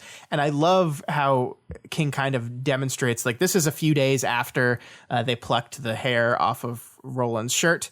And we see kind of the increasing worry for Roland through his friend's eyes. It was all well for Roland to say they must wait. They must pay greatest attention to the things that didn't matter and count the things which did from the corners of their eyes. But neither of them quite trusted the dreamy, disconnected air which Roland wore these days, like his own special version of Clay Reynolds' cloak. They didn't talk about this between themselves. They didn't have to, but both knew that Roland began courting the pretty girl whom Mayor Thorne meant for his Gilly, and who else could that long blonde hair have belonged to? They would be in very bad trouble. So, okay, couple things here. First of all, we wondered if Cuthbert and Elaine like knew the relationship between Thorne and Susan immediately. Yes. The answer to that is yes. They didn't have to be told anything by anyone. I doubt Roland's talked about it. It just seems like something Roland probably wouldn't have talked about with them. They just knew. They just knew. They just picked up on it. Yeah, and we've seen here that kind of like this moment of doubt that Elaine had in Roland, which again is something he said is the first time he's ever felt such, has kind of expanded here. That this guy that they've been seeing these last few days is kind of like lost, not unfocused. He's just staring off into sunsets a lot. He's in love. He's in the young, silly, distracted love, and he's not focusing. And they're not sure what to do about it. Yeah, And I love that. I do, because they're both. He's always been their leader to such an extent that it's implicit. And now he's clearly losing track of what he's supposed to be paying attention to, and they're smart, but they're still kids, right? And they're like, oh no, like our leader is no longer being a leader. We don't really have the means to sort of be like, hey, Roland, snap out of it. Right. And so they're just like worryingly watching him sort of disintegrate in this way. Right. And I love like they've been so worried about this for days, and actually we start this chapter and they're like really happy because Roland seems more focused than he has been in a while, and they're like really like maybe this is a symptom that he's snapping out of it, which is of course wishful thinking, right? But I love that too, is just like they're like so desperate for leadership that he has one kind of moment of lucidity where he decides, let's go check out this thinny, and they're like, yes, absolutely, there's our old Roland back, we're so happy about it. Yeah, exactly. So they make their way over to the Eyebolt Canyon and the thinny that lies inside of it. They approach and almost go look in, but stop just because the sound is like too awful. I don't know if you think this, but it seems like it's worse than the thinny we've seen back in the present. Like it seems more alive than that one. Yeah, this one seems like an evil monster. It almost kind of carries the same kind of energy as the door monster. Sure. The thinny in the story is present is just like, it's just a thinness in reality. It's weird. Yeah. It's disconcerting, but it's not like pulling at their minds. This is like some kind of entity, Yeah, I mean, we see it like reach out and grab a bird and yank it down, right? Yeah. And then of course, there's the bit where it sort of hypnotizes Elaine, who is the most psychically sensitive of the three. So I love it. It talks to Roland. Yeah, jump in, gunslinger. Actually, it's Roland that's hearing this. Jump in, gunslinger, a voice suddenly called. It was the voice of the thinny. It was the voice of his father. It was also the voice of Martin the enchanter, Martin the seducer. Most terrible of all, it was his own voice. Jump in and let all these cares cease. There is no love of girls to worry you here, and no mourning of lost mothers to weigh your child's heart. Only the hum of the growing cavity at the center of the universe. Only the punky sweetness of rotting flesh. Come in, gunslinger. Be a part of the thinny. Oh, man. Ooh. Yeah, I mean, it really implies that these things are super sinister, right? Like these thinnies, they're like kind of like worm. You get images of like a worm eating through an apple, except the apple is like the multiverse, and these are the wormholes being chewed through it. Sure. Yeah. I like. This kind of just occurred to me right now, but like there's this moment where the voice becomes his, right? Like he hears his father, he hears Martin, and then he hears himself. And this strikes me as very similar to the moment in Eddie's dream where the person riding the steam, I forget what the steamroller. I forget what kind of truck it was. It was a bulldozer. I'm pretty sure. Bulldozer. Thank you. The person that's riding the bulldozers transforms through different people, eventually ending up transforming as Roland. And then here we have the thinny reaching out to him, and it goes through voices, and it speaks to him in his own voice as well. Yeah, I mean, it's sort of a you're your own worst enemy type theme here. Maybe it does lend credence to Roland's theory that this is just some evil thing fucking with you and wanting you to see me, because this is clearly some evil thing fucking with him and wanting him to hear himself. True, and they are in the thinny. They were in the thinny when he had that dream. So yeah, that's very true. Yeah, it's funny. I was gonna say, the fact that Elaine is the one who's susceptible to the thinny makes me think like, well, we know that Jake seems to be the most psychic out of the Ka-tet. So maybe Jake is going to be like more sensitive to the thinny in the present. But now that you've just pointed that out about Eddie, I'm like, oh, well, Eddie's the one who gets dreams. So maybe Eddie's the one who's going to be sensitive to thinny interference in his dreams. So that kind of scans for me. It kind of makes some sense. Yeah, I like that. So there is this moment that I wanted to talk to you about. And I'm trying to do this in the most delicate way possible because I don't want to hint towards anything that happens in the future or doesn't happen in the future. But there is this one side where Roland looks at the canyon, and he's looking at the box canyon, and he's basically saying, there's no way out of this place. Like, you can't climb out of it. The sides are too steep. And then it says the sides were much too steep to climb, except maybe for one place just before that crooked little jog. There, Roland saw a kind of groove running up the canyon wall with enough jutting spurs inside it to maybe provide handholds. There was no real reason for him to note this. He just did, and he would go on noting potential escape routes his entire life. So I just find this an interesting little bit where King is basically saying, don't worry about this. Here's a thing. But it's not important. Yeah. It's fun. I mean, this is. I was wondering if that stood out to you at all. It did not. I think that I was probably processing the supernatural cool thinny thing that was happening, and I honestly just kind of passed right over me. But I do love that King does this sort of thing where he's like, I'm just gonna go ahead and tip my hand a little bit to you, the reader. And I'm not worried that you're going to like get it ahead of time, because you're going to be entertained regardless of whether you got it ahead of time. I think that's his attitude, actually, is like, I don't think he ever writes in such a way where it's like, oh God, I hope they don't get spoiled on this twist, because if it gets spoiled, it'll be ruined.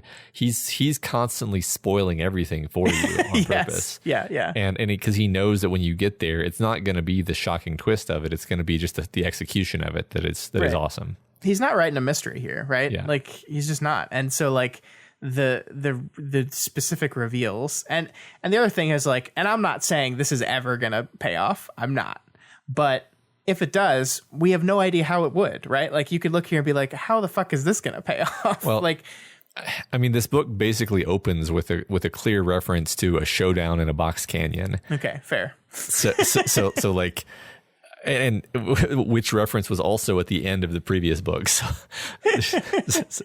like, we're definitely supposed to anticipate that something's going to happen here. I think. Yeah. Sure. So the three head back to their ranch, and our chapter comes to a close. Roland continues to pore over the mystery of the extra horses. He knows it's about them, but that it's about more than them. And actually, as he gets home, his answer is waiting. There is a message from home that gives him the answer, but we don't get to see it, unfortunately. And the chapter ends on, I'll have to see her again, Roland thought after reading it, and felt a surge of gladness. His pulse quickened, and in the cold silver light of the peddler's moon, he smiled. Oh, no.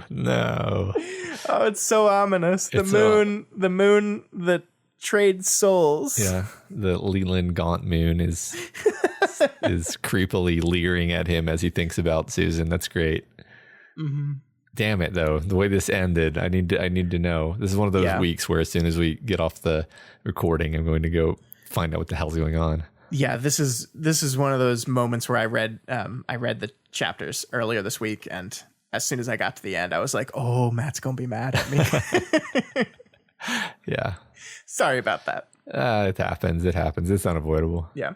I wonder, actually, like, I think this is an explicitly bad one, but I wonder how many chapters end on cliffhangers, and we just don't notice it when we get to read on to the next one, right? Like, you're just not paying attention to it when you can just turn the page and keep going. But the ones where you have to stop are the ones you definitely notice. Good point. I don't know. All right. Well, that is it for us this week. Next week, we will be finishing part 2. We will be reading chapters 8, 9, and an interlude as we finish part 2 of Wizard and Glass. Awesome. Wow. We're making great time. All right, let's move on to the audience discussion, Matt. And last week's question was, what is your favorite use of dramatic irony in storytelling? Got a lot of cool answers for this. Some books I haven't read in a long time, but really love. All right. Let's do it. All right, first we have Bisexual Punch Party, who says, all time might be no swearing from Worm, and I will not spoil that to anyone who hasn't read Worm. You should read Worm, though. Yes, that's a good one. Yes. But for a more classical reference, they say the plot against Edmond Dantes in A Count of Monte Cristo. He's such an innocent and trusting man and often places faith in the people conspiring against him. This is a good one. I read this book when I was in high school, and I know exactly what Bisexual Punch Party is talking about here. The beginning of the book is like, you kind of know everyone's screwing him over. And he doesn't. And he's just like haplessly being led from place to place to his doom. And he refuses to believe that in people and just can't see it. And it's really tragic. Mm-hmm. Yeah. I remember in the movie, it keeps this portrayal of him as this just like absolutely pure good guy. And yeah, totally. And to tie into that, we actually have another Count of Monte Cristo episode, though, our answer from Sealer 3, who actually picks a different dramatically ironic moment in the book.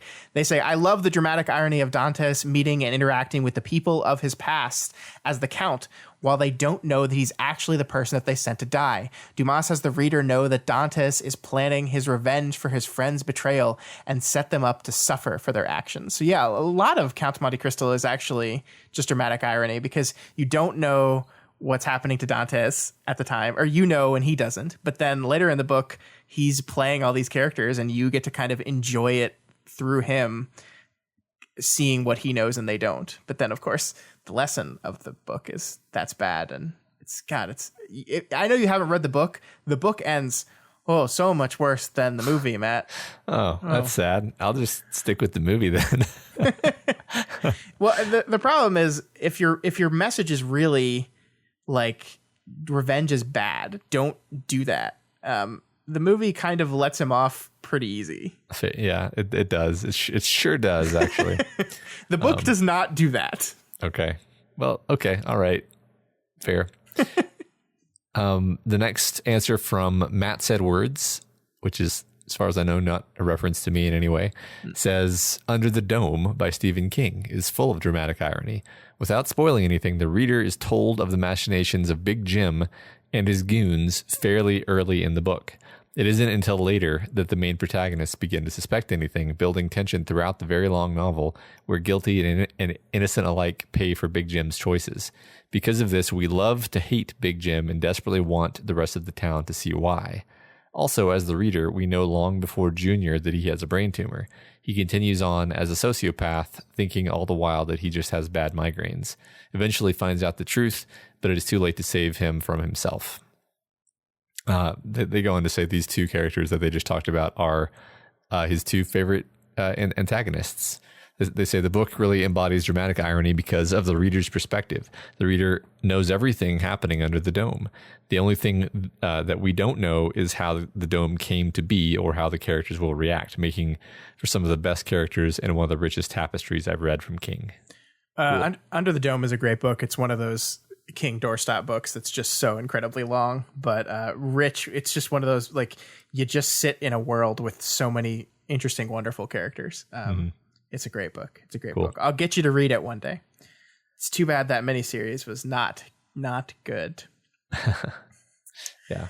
All right, next we have Divide by Hero. The one that comes to mind is the movie Fallen with Denzel Washington. We are literally told how the movie will end in the first line of the movie, but it's done so quickly and matter-of-factly that by the time we don't even notice that we know how the movie will end, we know it. We don't even notice it. He's going to spoil the movie. Have you seen this movie, Matt? If you haven't seen this movie, I'm not going to spoil it. But yeah, let's not. I have seen it. I really like this movie. It's 2 decades old. It's a really interesting movie. I loved the end. I loved it. So yeah, let's not spoil it because the end is pretty great. But they make a great point about how it is, a resolution that involves dramatic irony. So. Yep. Jilly Bersky says Hitchcock's Rope is a masterclass in using dramatic irony in order to drive tension within storytelling. There is an excellent video by Marta Ruggieri that breaks down several of the elements of filmmaking that Rope uses to bind you in suspense. Have you seen this movie? No, I haven't seen Rope. Oh, it's so good. It's so good. So basically the concept of this movie is two guys commit a murder as like a thought experiment. Like they're like, can we commit the perfect murder? And so they do it, and then they hide the body in this wooden chest, and then all these people start coming over for a dinner party, and the body is just in the chest in the middle of the room the whole time. And the way Hitchcock has shot this movie, it's not a oneer, it's not a long take, but he shoots it as if it's several long takes stitched together, right? And so it's just continuous action. Like you just really, it's real time, and it's just the most tense thing ever because more people keep coming. There's people suspicious of things, and the entire time that the body is right there. It's right there in front of everyone. It's such a good movie. It's really awesome. A masterpiece. I love it. Reminds me of Edgar Allan Poe a bit, but yeah, that's cool. Yeah. All right, so the Amazing Duck 42 says, the dramatic irony that is prevalent throughout Ender's Game is striking to me, as Card uses it to illustrate the loss of innocence that the Wiggins kid go through, and takes the reader on the same journey with them. All the kids are screwed over by the adults in their lives, no doubt, but knowing what we do know about the thoughts and motivations behind the kids, we feel their reactions to betray the authority figures on a much more visceral level. For example, and trying to avoid any spoilers, when Valentine's dad is quoting his own daughter's pseudonymously written words back to her, words that she's written and we know she personally disagrees with, to appeal to the stupid masses. She realizes how easily her father and the other adults can be swayed by populist pretty words. Because we, as the readers, have seen her disgust with that sort of thinking, we feel the gut punch of betrayal and hopelessness on the same level that Valentine does. That's great. That's wonderful. It's funny because back when I read Ender's Game, I just kind of skimmed over all the Valentine parts, and I wanted to get back to the fun, awesome battle school parts. Should probably reread that book with like an eye toward, actually understanding it. Yeah. Can I admit something that's going to make me look bad? I've never read Ender's Game. Never read it. Interesting. You know the big twist though? Yeah. Okay. Well, anyway, that's, it's good. I like it. It's one of those things that I picked up from cultural consciousness, but never actually read myself. Yeah. Interestingly, the big twist in that book is not a matter of dramatic irony. It is played as a reveal. So yeah. But anyway, Rebecca B says, if we're supposed to ignore the obvious hallmarks of dramatic irony that are Shakespeare and King himself, I absolutely love Hitchcock and Tarantino and how they employ dramatic irony in their films to get the reactions they want from viewers.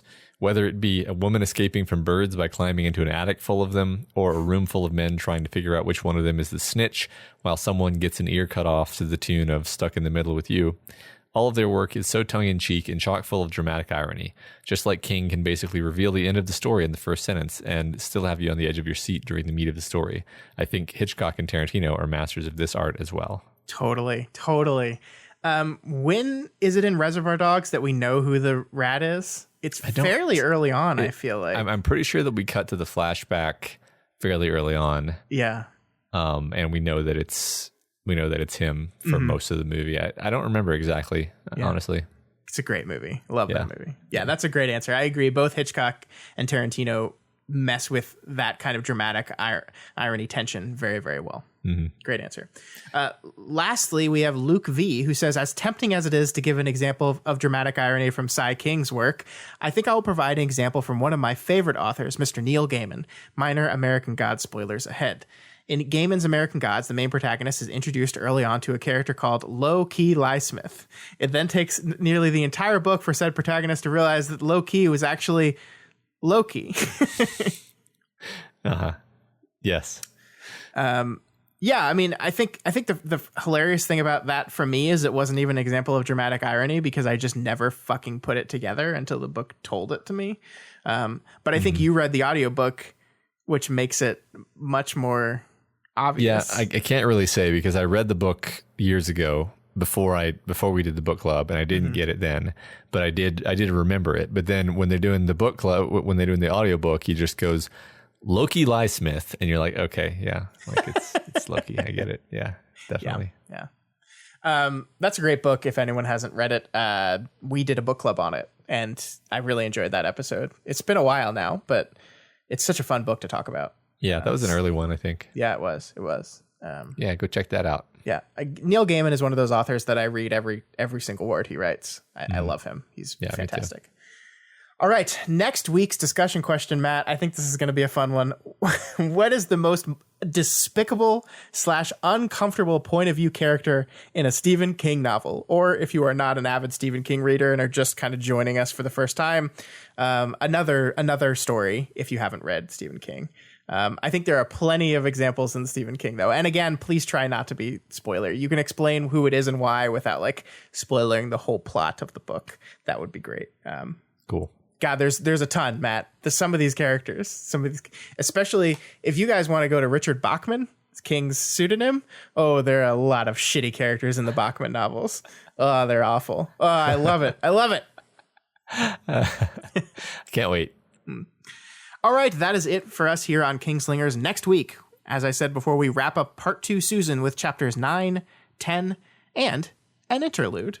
Yeah. Remember, you can reach us via email at kingslingerspod@gmail.com or on Twitter at kingslingerspod.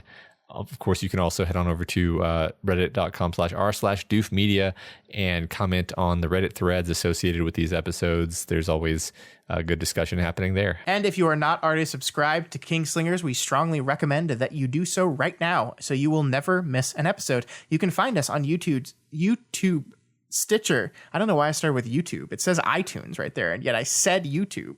You can find us on iTunes, Stitcher, Spotify, YouTube, Google Play, and pretty much anywhere else in the world you can listen to podcasts. Yeah. And if you like any of our shows and you want to support them, consider donating to our Patreon account at patreon.com/doofmedia. If you donate to us at the $10 level, that allows access to monthly bonus podcast episodes. For the past 3 months now, me and my brother have been having kind of these discussion podcasts that we put out to just the $10 and up patrons.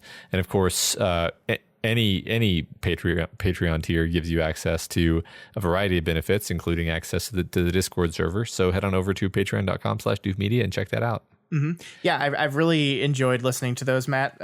Your most recent one just came out, and it's you and your brother talking about artificial intelligence, general artificial intelligence. That's going to happen pretty soon. And I didn't understand half the jargon you guys said, but I still enjoyed the conversation. Well, that was the idea, was to just go all out with the jargon. I just can't believe you didn't talk about Blaine the Mono once. Well, I did talk about Stephen King, though. So. Yeah, but all right, I'll allow it. Okay. Special thanks this week to new patrons, New Bedoofs, Bar Levento, Chris K, Jamie S, Miguel M, Henry R, Utkarsh U, and Song P. And new Doof Dancer, Tweedle, and new Doof Warrior, Shoefish. Welcome, everyone. We've actually, some of you have already shown up in the Discord, and it's been great. And the rest of you, hope to see you there. Yeah, thank you so much for joining. We love it. It's wonderful. Shoefish, don't bother me. please bother me, Shoefish. No, Shoefish is a great person. And of course, if you cannot afford to donate right now, that is totally fine. Please, though, help us out by sharing this podcast. We are fully reliant on you guys to share us to people. So share, please. Retweet, like, press all the buttons. Press all the buttons. Every button on the screen. Yep. And you can always help us out by leaving us a rating and a review. This week's Spotlight review comes from Jeremy F. Sprague, who gives us 5 stars and says, "I'm enjoying it." Guys, I'm on episode 2 and I'm hooked. I read this book in high school back in '89. It was probably the book that really hooked me as a reader. I probably read the series 5 to 6 times. I'm not sure anymore. Listening to you two is like sitting with 2 friends. I love what you're doing. Keep up the great work. Well, I hope you agree with us, Jeremy, even though we're 20 episodes later. I hope you're still listening, and I hope you're still enjoying it. We are certainly enjoying making it. Thank you for taking the time to make that review, and thanks to all of you who are taking the time to share us and review us and do all those fancy social media things. It really, really does make a difference, and we really do appreciate it. Yeah, thanks so much. All right, folks, we'll see you back here next week as we conclude part 2, Susan. Long days and pleasant nights. And may you have twice the number.